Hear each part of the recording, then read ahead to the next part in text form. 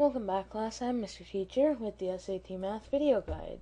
Today we will start on number 17, which is a graph problem.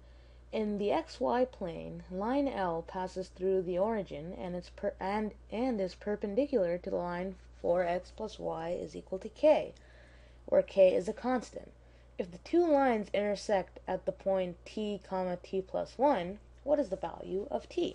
So what we know is that there's this line L, which is perpendicular to the line 4x plus y is equal to k, or in other words, if we translate it to slope-intercept form, y is equal to minus 4x, plus k. Now, I'll tell you right now, we don't need to know what k is in order to solve this problem. This k has nothing to do with this problem. That's just there to confuse you. So now this line L is perpendicular. And if you remember, perpendicular lines have negative reciprocal slope.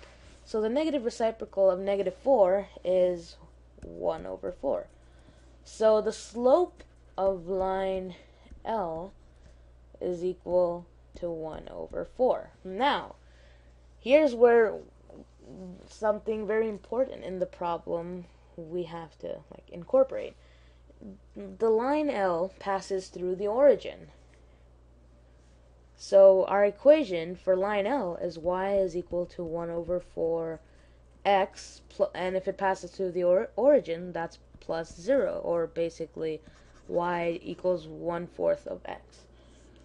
Now we plug in the t, t plus 1 into this equation because it'll be true. Those are x and y values. So t plus 1 is equal to t divided by 4, which is t times 1 over 4. If we multiply 4 on both sides, we will get 4t plus 4 is equal to t. We subtract 3 on the left side and we subtract 4 on the right side. Then we will get 3t is equal to negative 4, and we're running out of space. Let's just scroll down a bit.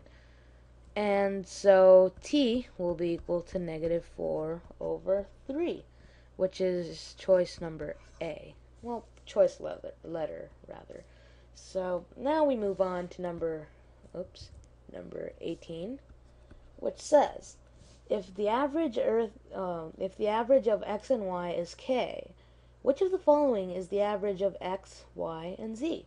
So they tell us the average of x and y. So these are two terms, so we divide it by 2 to find the average, is equal to k. Or, in other words, x plus y is equal to 2k. So what is the average of x, y, and z? So we apply the same formula, x plus y plus z. There are 3 terms here, so we divide by 3. This is equal to something we don't know.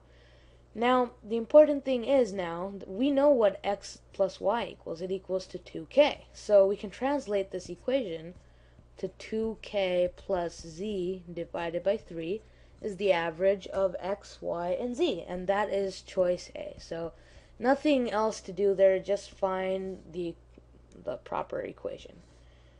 So number 19 involves a very elaborate diagram, which I will try my best to replicate. There we go. And supposedly, let's try that again. Okay. There we go. That's supposedly an equilateral triangle. And this surprisingly looks like the if any of you on a completely unrelated note have watched Harry Potter, that symbol that they show at the last movie. I don't know why I brought that up, but kind of reminds me of it. So that's that. So in the figure above, triangle XYZ is equilateral with side of length 2. So all of these are 2. If WY is a diameter of the circle with center O, then the area of the circle is what? So here we need to remember a rule of equilateral triangles, which is all of the angles will be equal. So this is 60, this is 60, and this is 60. So now if we split this down in half, we know that this will be 90 because that's a perpendicular line. If it's an equilateral triangle, if it extends from one vertex to the other line, the midpoint of the other line, it is perpendicular. So that's a 90-degree angle. So this is also 60 degrees. 60 divided by 2 is 30 degrees. So that's basically, in other words, a 30, 60, 90 triangle. So we have another special triangle in this equilateral triangle, which is the 30, 60, 90 triangle.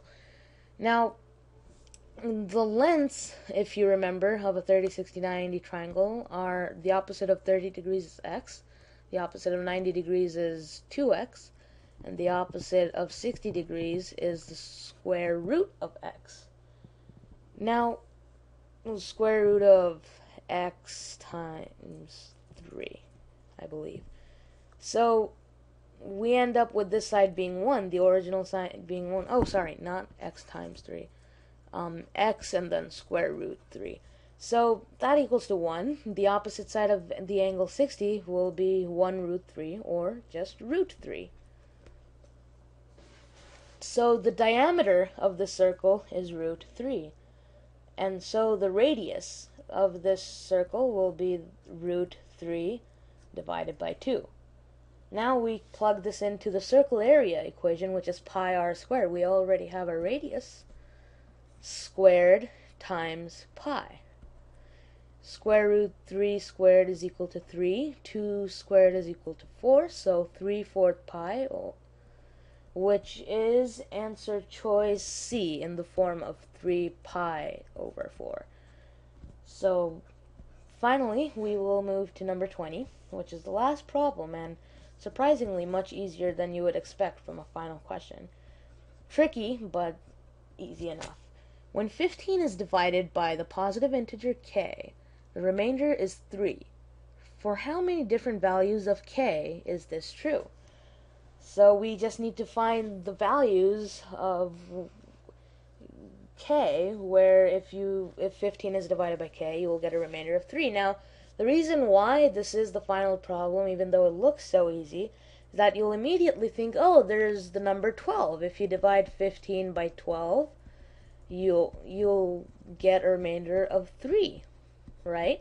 And then you might immediately jump to choice number A, but that's not the only number that is a possible answer. You can think, now you need to look at the factors of 12. There's 1, 2, 3, 4, 6, and then 12 itself. You can take the number 4. Well, yes, you can take the number 4. If you divide 15 by 4, you'll still add up to 12, because 4 times 3 is 12, and you'll still get a remainder of 3. We can try the number 6, which will also be the same thing. 15 divided by 6, if you multiply 6 by 2, you'll get 12 once again.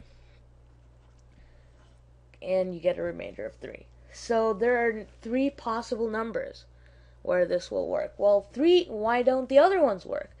Well, only these 3. 3 doesn't work because it already evenly divides into 15.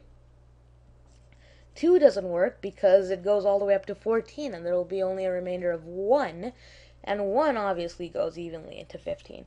So there are 3 possible values of k. So I hope this helped you with your math preparation, and I will see you in the next section.